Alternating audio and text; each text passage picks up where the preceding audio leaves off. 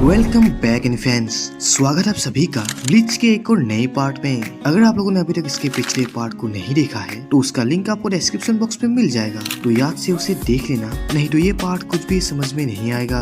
और अगर आप लोग मेरे चैनल पर नए हैं तो मेरे चैनल को सब्सक्राइब करके वीडियो को लाइक करना मत भूलना, ताकि आप सभी का सपोर्ट मुझे मिलता रहे। तो खैर देरी ना करते हुए शुरू करते हैं आज के इस वीडियो को।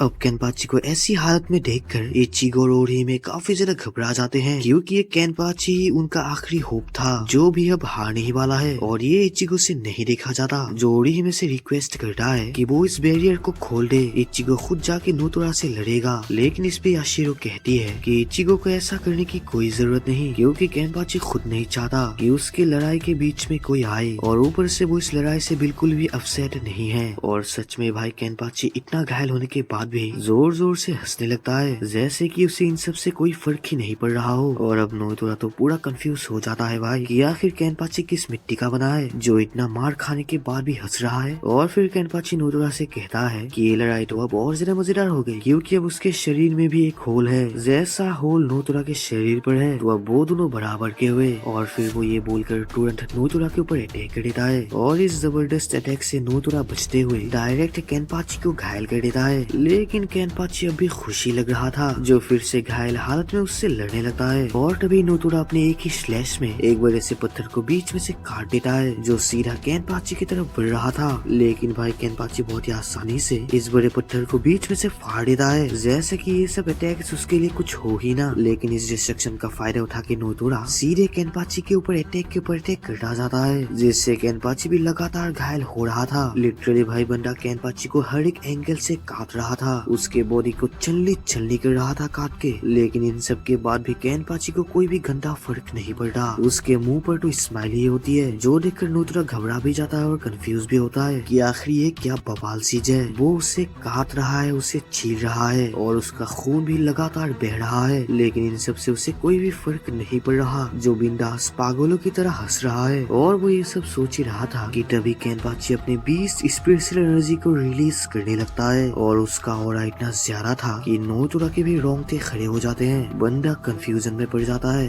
कि आखिर वो स्ट्रॉन्ग है या केनपाची। बंदे को अपने सामने केनपाची एक मॉन्स्टर लेवल सोल पर दिखाई दे रहा था, और उसे भी इसका अंदाजा हो गया था कि केनपाची उससे काफी ज्यादा स्ट्रॉन्ग है, लेकिन वो इस बात को मानने को हरगिज तैयार नहीं है। और केनपाची को ऐसे देखकर ही उसे पैनिक अटैक आने लगती है, लेकिन तभी वो जोर से मैं ही सबसे स्ट्रॉन्ग हूँ चिल्ला के सीधे केनपाची के ऊपर अटैक कर देता है। और भाई ये अटैक केनपाची के ऊपर लग भी गया था, और इससे केनपाची का काफी ज्यादा खून भी बह जाता है, क्योंकि ये अटैक बाकी अटैक से काफी ज्यादा ताकतवर था। और केनपाची को ऐसी हालत में देखकर इचिगो तो और ज्यादा घबरा जाता है कि आखिर केनपाची वाला इतनी आसानी से मार क्यों खा रहा है। और अब नोतोरा के इस अटैक से केनपाची को भी ये एहसास हो गया था कि अगर वो ऐसा ही करता रहेगा तो उसकी मौत तो तय है। अब उसे इस लड़ाई को ना चाहकर भी खत्म करना ही होगा। अब लड़ाई को लेके केनपाची थोड़ा सीरियस लग रहा था, जिसका एहसास याशिरो को भी हो गया था, क्योंकि केनपाची ऐसी बात तभी बोलता है जब वो लड़ाई को खत्म करने वाला हो। और इस पॉइंट पे केनपाची नोतोरा को काफी ज्यादा ज्ञान भी देता है, और सच बता रहा हूँ एपिसोड में वो ज्ञान कोई भी मायने नहीं रखता, इसलिए मैं उन बातों को कवर नहीं कर रहा। और केनपाची के ज्ञान को सुनकर नोतोरा काफी ज्यादा भड़क जाता है, जो बिना सोच से समझे एक फाइनल अटैक करने के लिए केनपाची की तरफ बढ़ा है। लेकिन उसे नहीं पता था कि केनपाची सीरियस हो चुका है। तो इस पे केनपाची अपने जान पट्टों को दोनों हाथ से पकड़ के हवा में ही एक बड़े स्लैश को मारता है, जिससे वहाँ पर काफी बड़ा धमाका हो गया था। और भाई इस अटैक में केनपाची की काफी सारी स्पिरिचुअल एनर्जी थी, जिससे नोतोरा चाहकर भी नहीं बच पाता। और ये तीनों तो ब्लास्ट को देखकर ही घबरा गए थे कि आखिर वहाँ पर हुआ क्या केनपाची के अटैक से नोतोरा मरा, ये सब क्वेश्चन इनके दिमाग में दौड़ रहा था। और जैसे ही धमाका हटता है तो हम वहाँ पर नोतोरा को देखते हैं, जो कि बहुत ही घायल हालत में पड़ा हुआ था। यानी केनपाची का अटैक नोतोरा के ऊपर परफेक्ट लगा, जिससे नोतोरा की धज्जियां उड़ गई। और केनपाची तो नोतोरा को जिंदा देखकर काफी ज्यादा हैरान है, क्योंकि उसके हिसाब से तो नोतोरा को जिंदा होना ही नहीं चाहिए था, क्योंकि उसका अटैक काफी ज्यादा पावरफुल जो था। लेकिन अब केनपाची नोतोरा को मारने के बजाय उसे वही जिंदा छोड़कर वहाँ से जाने लगता है, जो देखकर नोतोरा जैसे तैसे चिल्ला के उससे पूछता है कि केनपाची आखिर यहाँ से क्यों जा रहा है, वो अब भी जिंदा है तो ये लड़ाई अभी तक खत्म नहीं हुई। लेकिन इस पे केनपाची कहता है कि ये लड़ाई तो कब का खत्म हो चुकी है, क्योंकि वो किसी ऐसे को नहीं मारता जो पहले ही अधमरा हो चुका हो और लड़ने के काबिल ही ना हो। केनपाची की ये बात नोतोरा को हजम नहीं होती, जो जैसे तैसे खड़े होकर केनपाची से कहता है कि ये लड़ाई तब तक खत्म नहीं होगी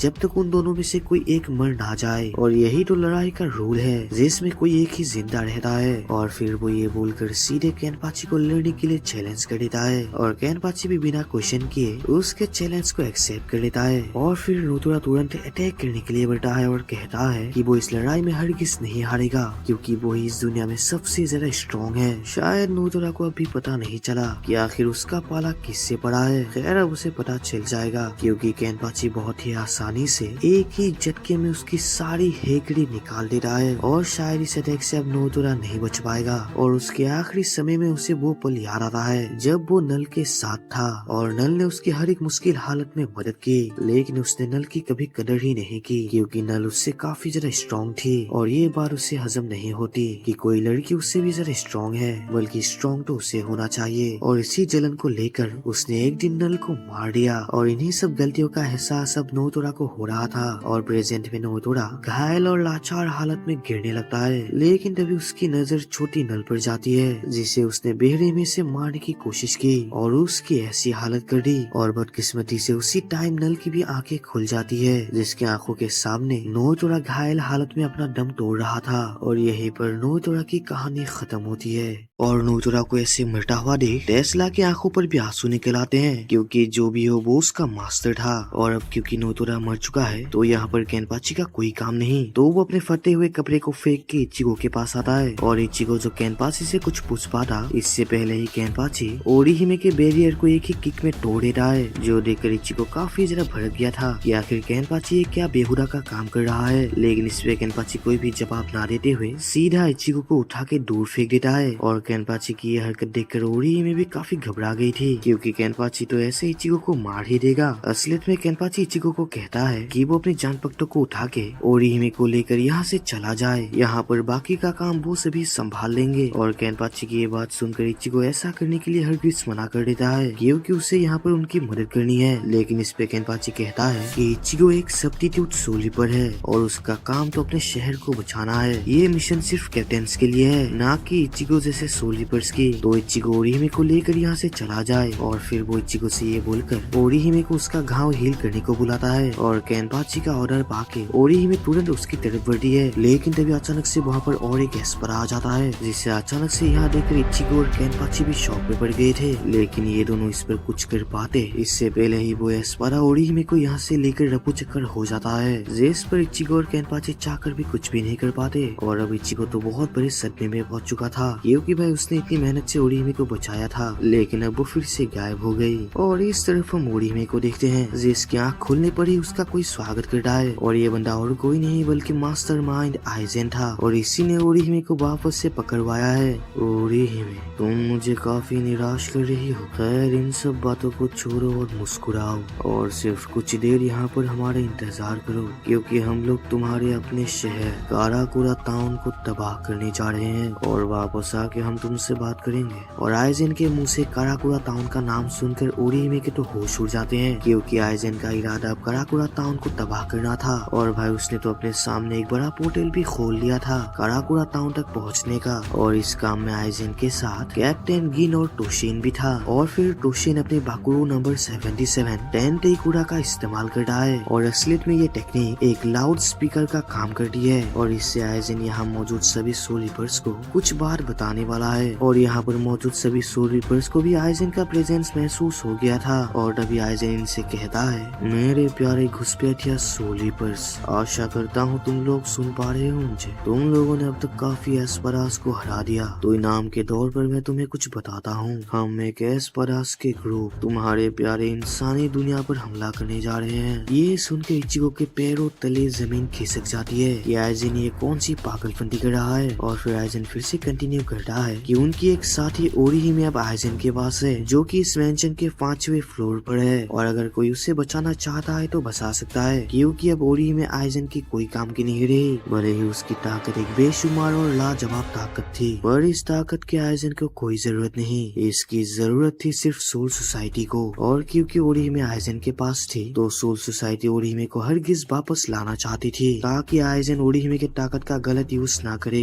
इसीलिए कैप्टन यामामोतो ने होइकू मुंडो पर कुछ तगड़े सोल्जर्स और कैप्टन्स को भेज दिया ताकि वो ओरिहिमे को रेस्क्यू करके ला सके। और क्योंकि सोल सोसाइटी ने अपने तगड़े से तगड़े कैप्टन्स को यहाँ भेज दिया तो वो सभी यहाँ पर कैद हो चुके हैं और सोल सोसाइटी में कुछ गिने सुने तगड़े कैप्टन्स ही बचे हैं जो शायद मुश्किल से ही सोल सोसाइटी की रक्षा कर सके। और यही तो आइजन का प्लान था, वो यही चाहता था कि सोल सोसाइटी ये गलती करे, अपने तगड़े से तगड़े कैप्टन्स को होइकू मुंडो पर भेज दे ताकि आइजन आसानी से सोल सोसाइटी पर अटैक कर पाए, जिससे सोल सोसाइटी पर पहरा कमजोर पड़ जाएगा और वो आसानी से वहाँ पर अटैक कर पाएगा। ओरिहिमे तो बस इस खेल का मोहरा थी। आइजन की ये बात सुनकर इन सभी सोल्जर्स को भी समझ आ जाता है कि इन्होंने कितनी बड़ी बेवकूफी कर दी और वो इतनी आसानी से आइजन के जाल में फंस गए। लेकिन होनी को कौन टाल सकता है, जो होना था वो तो हो गया। और फिर आइजन इन सभी को अलविदा बोलकर काराकुरा टाउन को तबाह करने के लिए यहाँ से चला जाता है। और आइजन को जाता हुआ देख ईसा ने तुरंत गारगांता के गेट को खोलने की कोशिश करती है, लेकिन वो ऐसा नहीं कर पाती क्योंकि आइजन ने यहाँ इन सभी पॉसिबिलिटीज को सील करके रख दिया। वो सभी यहाँ से तभी वापस जा सकते हैं जब उनका कनेक्शन उराहारा के साथ हो, क्योंकि उन्हें यहाँ पर उराहारा ने ही भेजा था। उन्हें कुछ भी करके उराहारा को ये इन्फॉर्म करना होगा कि वो इस गेट को खोल दे। और ये सब सोचकर तो इचिको की पूरी सठिया गई थी क्योंकि अब उनके पास कोई भी चारा नहीं है, ना तो वो यहाँ से निकल सकते हैं और ना ही काराकुरा टाउन को बचा सकते हैं। वो सभी बिल्कुल लाचार और बेबस हैं। लेकिन तभी केनपाची इचिको से कहता है कि इचिको इसकी फिक्र ना करे क्योंकि उन्होंने इसका बैकअप प्लान बना के रखा था। उन्हें इसका अंदाजा पहले से ही था कि अगर आइजन गलती से भी इंसानी दुनिया पर हमला करे तो वो जरूर काराकुरा टाउन पर ही करेगा, क्योंकि वहाँ पर इंसानों की पॉपुलेशन काफी ज्यादा है, जिससे वहाँ पर स्पीड एनर्जी भी काफी ज्यादा होगी और इतनी सारी स्पीड एनर्जी की तबाही से ही कोकेन को बनाने की तैयारी की जा सकती है। तो इसीलिए उन्होंने यहाँ आने से पहले ही 30 कोर्ट के सभी बच्चे कुछ स्ट्रॉन्गेस्ट कैप्टन और स्ट्रॉन्गेस्ट सोल्जर्स को काराकुरा टाउन के प्रोटेक्शन के लिए लगा दिया था। केनपाची की ये बात सुनकर इचिको की जान पर जान आती है क्योंकि अब उसे जीत की थोड़ी झलक दिखाई दे रही थी। और इस तरफ आइजन की टीम काराकुरा टाउन पर पहुंच गई थी, लेकिन इन्हें इस बात का अंदाजा नहीं है कि इनके स्वागत के लिए सोल्जर्स की टीम यहाँ पर मौजूद है। और इस तरफ इचिरा के माइंड पर ये डाउट था कि अगर काराकुरा टाउन में सोल्जर्स और एस्परास के बीच में लड़ाई हुई तो वहाँ पर सिर्फ तबाही ही होगी, जिससे वहाँ पर मौजूद सभी इंसान मारे जाएंगे, वो भी बेरहमी से। तो इस पर आखिर सोल्जर्स क्या करेंगे? और इसके रिप्लाई में मायूरी कहता है कि इचिरा इस बात की चिंता बिल्कुल भी ना करे क्योंकि उन्होंने इसका भी जुगाड़ करके रखा था। उन्हें ये बात पहले ही पता था कि अगर लड़ाई हुई तो तबाही होगी ही और इससे इंसान तो मरेंगे ही। तो इसीलिए सोल सोसाइटी और खुद मायूरी और उराहारा ने मिलकर एक ऐसा डिवाइस बनाया जिससे काराकुरा टाउन का एक हूबहू कॉपी बनाया जा सकता है, जहाँ पर सब कुछ बिल्कुल भी नॉर्मल होगा जैसा काराकुरा टाउन पर था। लेकिन फर्क सिर्फ इतना होगा कि वहाँ पर कोई भी इंसान मौजूद नहीं होगा। लेकिन इसमें मुश्किल की बात ये थी कि उन्हें काराकुरा टाउन की कॉपी बनाने के लिए या फिर मान लो फेक काराकुरा टाउन बनाने के लिए हूबहू उतनी ही जमीन चाहिए थी जितनी काराकुरा टाउन की है। लेकिन वो ये काम इंसानी दुनिया पर नहीं कर सकते थे क्योंकि अगर वो ये काम इंसानी दुनिया पर करेंगे तो इसका कोई भी फायदा नहीं होगा। तो इसीलिए उन्होंने इस प्रोजेक्ट को सोल सोसाइटी पर किया, जिससे उन्होंने सोल सोसाइटी के कुछ जगह को काराकुरा टाउन में ट्रांसफॉर्म कर दिया और असली दुनिया से कुछ देर के लिए काराकुरा टाउन का नामो निशान मिटा दिया और इंसानी दुनिया में काराकुरा टाउन के चारों तरफ एक डोमेन को बना दिया जिसके अंदर मौजूद सभी इंसान सोए हुए हैं और बाहर मौजूद बाकी सभी इंसानों को काराकुरा टाउन बिल्कुल नॉर्मली दिखाई देगा। यही इस डिवाइस की पावर है। और इस तरफ साथी राइजन भी समझ चुका था कि ये काराकुरा टाउन फेक है और ऊपर से उसके सामने सोल रीपर्स की टीम उसके स्वागत के लिए खड़ी थी, जिन्हें देखकर वो थोड़ा शौक गया था। लेकिन अब जो भी हो उसे लड़ना तो होगा ही, इसलिए वो बिना सवाल जवाब किए अपने एस्परा टीम को यहाँ पर बुला लाता है, जहाँ पर बैटल के लिए सभी एस्परास आ गए थे। लेकिन इन एस्परास में से यहाँ पर सिर्फ एक बंदा ही मौजूद नहीं था और वो था उल्कियोरा, क्योंकि उल्कियोरा को आइजन ने होइकू मुंडो की रखवाली और ओरिहिमे पर नजर रखने के लिए रखा था। और इस तरफ हम उल्कियोरा को देखते हैं जो एक दूसरे डायमेंशन को चीरते हुए बाहर निकल आता है। और आप सभी को तो याद ही होगा कि ग्रिमजो ने उल्कियोरा को एक अलग डायमेंशन में भेज दिया था, जिससे वो अभी निकल पाया है। और उल्कियोरा को तो यहाँ देखकर ओरिहिमे के होश उड़ जाते हैं। और इस तरफ इचिको को भी उल्कियोरा की प्रेजेंस महसूस हो गई थी और वो समझ जाता है कि उसे करना क्या है। और फिर वो केनपाची से कहता है, केनपाची मेरी बात सुनो, हाँ मैं एक सब्स्टिट्यूट सोल्जर हूँ और मेरा काम अपने शहर को बचाना है, लेकिन हो सके तो मुझे माफ करना। असलियत में मेरा काम है मेरे दोस्तों को बचाना, जिसे मैं हरगिज़ बचा के रहूंगा। और वो ये बोलकर सीधे उल्कियोरा की तरफ बढ़ने लगता है और उल्कियोरा को भी इस बात का एहसास हो गया था कि इचिगो तेजी से उसकी तरफ ही बढ़ रहा है। आखिरकार मैं जिस पल का इंतजार कर रहा था वो आने ही वाला है, तो आ जाओ कुरोसाकी इचिगो। तो ब्लीच का ये कमाल का पार्ट यहीं पर खत्म होता है। बाय द वे, अगर आप लोगों को ये पार्ट पसंद आया तो प्लीज वीडियो को एक लाइक कर देना और कमेंट में अपना रिव्यू जरूर बताना और चैनल को सब्सक्राइब करना तो भूलना ही मत। मिलते हैं अगले एक और नए वीडियो में, तब तक के लिए बाय।